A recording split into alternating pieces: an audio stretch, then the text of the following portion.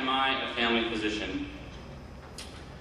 I know that many people, maybe many in this room, knew what they wanted to be when they grew up. I certainly wanted to be a doctor my entire life. I grew up in suburban Long Island, the third of 4 sons to a very blue-collar home. My father was an electrician who helped shape much of the modern landscape and skyline of New York, including 2 of the buildings that fell on the World Trade Center on 9/11. My mom worked at home until I became the first child in my family to attend a 4-year college. Like many of you, or most of you, or all of you, I couldn't write a check to go to college. So I borrowed money, I got jobs, I actually borrowed against my father's retirement. My jobs were quite eclectic. I worked in a lighting factory, I worked at McDonald's, and yes, for a period of time, I was a professional ironer. In fact, I was the one who decided in the 80s whether collars were up or down. But then I got my first exposure to medicine. I worked at a hospital, first as a transporter, and then as a dishwasher, and finally as an orderly, where I got to work in radiology and the operating rooms, and finally on the floors. And then I decided I would join the Air Force to help pay for medical school. I didn't start out wanting to be a family physician. When I attended medical school, I initially wanted to be an orthopedic surgeon. And not just an orthopedic surgeon, but a hand surgeon. And I guess that in today's ultra-specialized world, today I would be an index finger surgeon specializing on the right side. But the reason I wanted to be a hand surgeon was simply because I had worked with a hand surgeon when I was an orderly. He was in his late 30s, he was very successful, very popular, I think he drove a Porsche. So when I started medical school at Wright State University in Dayton, Ohio, something had a profound effect on me very early on. At the end of every semester, our school allowed first and second year students to have specialized classes to kind of do that introduction to clinical medicine, get them involved in that clinical aspect. And the very first selective that I took was called Coping with Loss and Death. And as part of that, we, as students, had to go out with a hospice nurse and see what she did for a living. And at the time, hospice was in its infancy, and the Dayton Hospice is actually the model for what contemporary hospice is like now. So on my day out with my nurse, we spent a period of time just driving from home to home, seeing various patients and various levels of acceptance of their disease and their fate. And one person stands out to me. He was in his mid to late 50s, he had metastatic cancer, and it was clear that the cancer was going to win out over his desire to be able to say goodbye to all of his family. And initially the conversation was simply about how were things going, what were his vital signs, what was his PO intake like, what were the Bengals going to do that year. Not well, it turned out. And then we just talked about family for a little while. And then shortly after that, he turned to his wife and said that he was in pain and asked her to get his morphine. She struggled opening those safety cap bottles, gave it to the nurse who also struggled. And he looked up and said, "Let my doctor try." It was the first time anyone that I can recall had called me doctor, and certainly the first time anyone had meant it. At the end of the course, the president of Hospice of Dayton came to our class, and we all had to debrief. And when it got to be my turn, I relayed the story very similarly to the way I relate it now. After the class was over, she came up to me and she said, "Jim, what kind of doctor do you want to be?" And I said, "I want to be a hand surgeon." And she looked me up and down and said, "What a waste." I'd like to say that I had an epiphany there. It'd make for a far better story, but I didn't. But over the next couple of weeks, I did reflect upon why I wanted to be a doctor. And when I closed my eyes, I didn't see a person in sterile surgical gown with a scalpel in his hand, standing over a sedated patient. What I saw was two people in a room, engaged in a dialogue, where one had a problem and the other one helped them work through to some solution. And I have been a family physician ever since.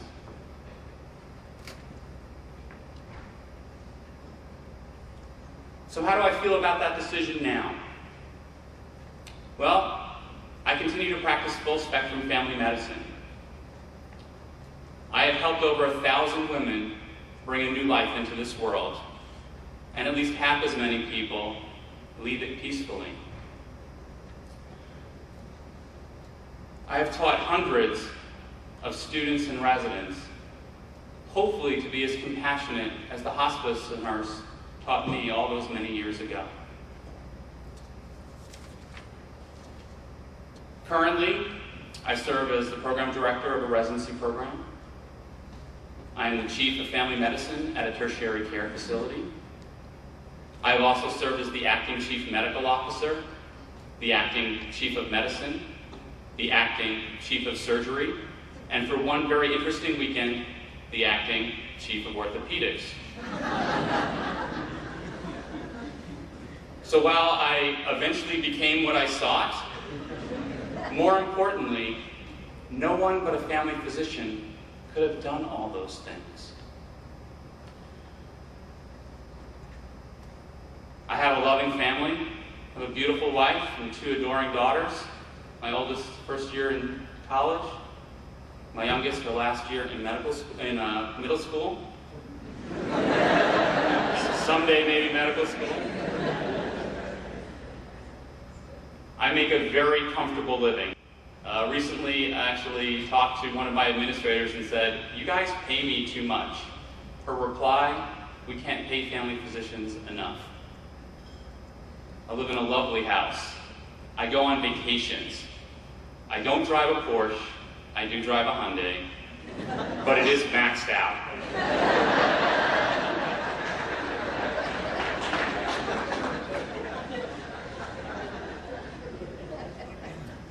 I have a small group of patients that I see in the clinic and in the hospital, occasionally in the operating room. I see some of them more at Target or Target than I do in the clinic, and sometimes those are far more rewarding visits than the ones in the office. So I became a family physician because of my patients. And let me just tell you a few stories about them.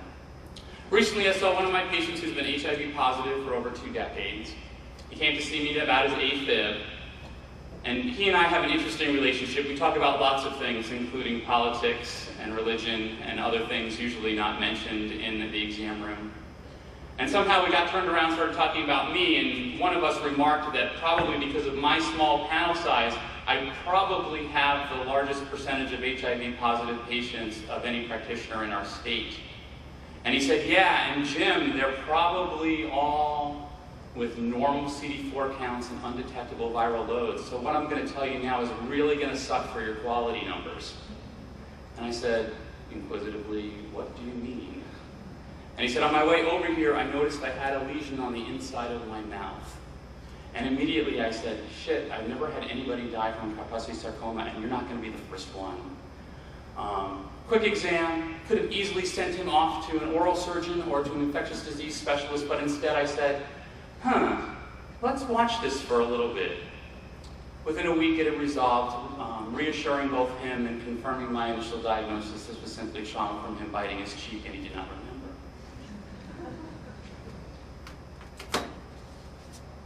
I recently saw one of my other patients at Dairy Queen, showing how good I am at my diabetic education skills. Her husband had died over the summer, and I had not seen her since then. He was in his late 80s, she was in her early 70s, and we often joked that she was his trophy wife. About 2 years ago, his heart failure had become acutely worse, but being the fighter that he was, he led life on his terms, continuing to fish and hunt in the backwoods of Maine. He was in fact fired by his hospice nurse because she could not see that he had a terminal condition. His EF was 12%. So when I saw her in the parking lot, without words, we embraced. And then she shyly whispered to me, "I miss him so much." I said, "I know, and I need to see you." And she replied, "I do." And she did. So I saw her in the office and I commented on how strong she was and how proud I was with how she was handling this. She looked up to me and she said, "But what did he die from?" And I replied, "A weakened heart." She said, "A broken heart?" And I said, "No. It was sick, but filled with love for you." She then said, "I think he knew that the end was near, because I found he had bought me a Christmas card, and that he had hidden some money in my jewelry box so I could buy something pretty." I haven't shared that with my wife, and I ask you all not to do so either, because I am not that kind of romantic.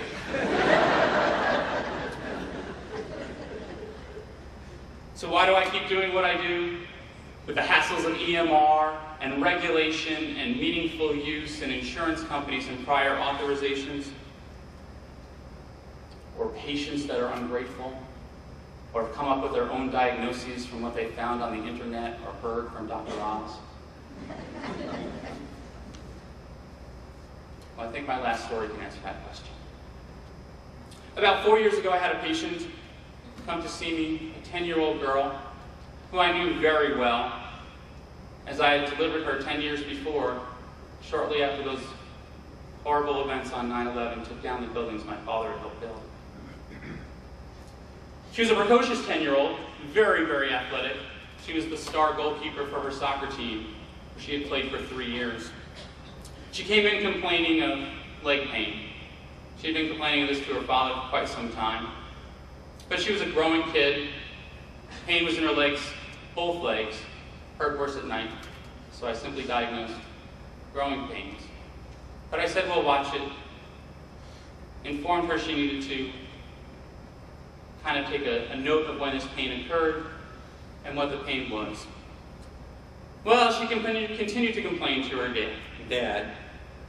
And a few weeks later said that it hurt more in her right thigh than it did anywhere else. So after being annoyed enough, her dad brought her into the clinic, and we shot an x-ray. Within minutes in our digital age, the tumor was quite apparent. Well, I was the father, and the soccer player, my daughter. And as I told my daughter she had cancer, I reflected back to her kindergarten graduation 5 years before. Oh, what a graduation ceremony it was. It had all the pageantry of a college ceremony. There was the caps and gowns. Dora the Explorer gave the address to the students. And as they walked down the aisle between their parents and grandparents, they would read out their names and what they wanted to be when they grew up. And amongst the usual cowboys and firemen, and yes, cheetah girls, I heard Alexa Jarvis. She wants to be a doctor, just like her dad. Right now, all I wanted was for my daughter to be healthy. And I'm amazed to tell you that after a year of chemotherapy, a radical reconstruction of her right femur, seeing all the highs and lows of the medical profession, the insurance companies, and everything else, and then being told she will never play soccer again, she still wants to do what I do. My kids are huge Beatles fans, and anytime they hear their music played on The Voice, they get so excited. And the day I brought Alexa home from her first chemotherapy inpatient stay, we were listening to the Beatles' One album, as we often did. And the song Yesterday came on, and she said, "Can you turn that off?" And I said, "Why?" And she said, "Because it's a stupid song. People shouldn't live for yesterday. They should live for tomorrow, because tomorrow is all we have." And I asked her how she could be so deep as a 10-year-old little girl. And she said, "Big Daddy," she likes to call me Big Daddy. She said, "Big Daddy, I thought I was going to die." And I said, "Honey, we talked about this. You have the best doctors with the best medicine. You have a great, great, great chance of survivability. We don't think you're going to die." And she said, "Oh no, it's not that. It's just that hospitals are the place where people go to die." And I've never shielded my children from what I do. They know that I've delivered far more babies than I have had patients that die. They know that most of my patients continue to get better and grow and be good people. So this surprised me, and I looked at her and I said, "Honey, do all kids think that?" And she said, "Yes." So my 10-year-old daughter taught me, a physician who had practiced for 20 years, something I should have learned in medical school. And I said, "Honey, you need to teach every doctor that, because we don't know." So she has actually given a presentation at our morbidity and mortality conference on herself, most of which was about how her dad, the doctor, told her she had growing pains when she had cancer. She has also written a lecture on pediatric cancers, which is being submitted to the Family Medicine National Curriculum for all residents to see. But as I prepared for this talk, I said, "Honey, what is it like to be the child of a family physician? I've missed some Christmases. I missed a birthday, her sister's, not hers." And she replied back to me what I used to say to her when she was younger. "Sometimes people need you more."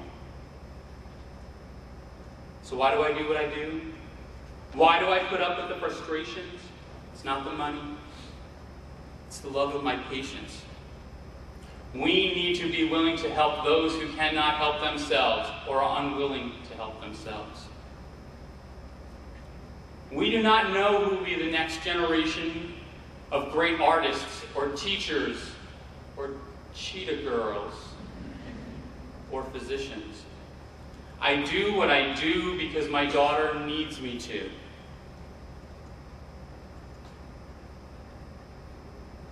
I know that I could not have chosen a better path or a better life. I go home every day knowing that I did something good and that I helped somebody who needed it. I am humbled that you let me share my stories with you, and I hope that you will find some time in your lives to share your stories with others. And I thank you.